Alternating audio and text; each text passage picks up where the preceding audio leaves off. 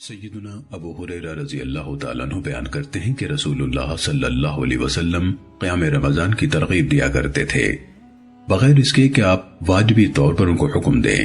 پھر فرماتے تھے جس نے ایمان کی بنا پر اور تقرب و ثواب کی غرض سے رمضان کا قیام کیا اس کے پچھلے گناہ معاف کر دیے جاتے ہیں۔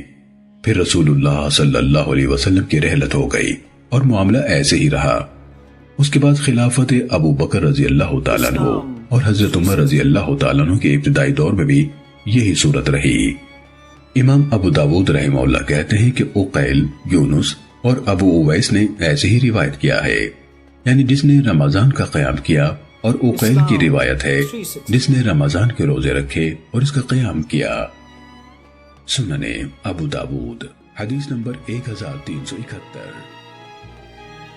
سیدنا ابو ہریرہ رضی اللہ تعالیٰ عنہ نبی صلی اللہ علیہ وسلم سے مرفوعاً بیان کرتے ہیں جس نے ایمان اور تقرب و ثواب کی نیت سے رمضان کے روزے رکھے اس کے پچھلے گناہ بخش دیے جاتے ہیں، اور جس نے ایمان اور تقرب و ثواب کے لیے لیلۃ القدر کا قیام کیا اس کے پچھلے گناہ معاف کر دیے جاتے ہیں۔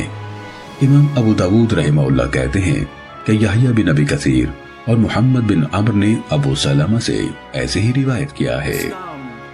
سنن ابو داود حدیث نمبر 1372۔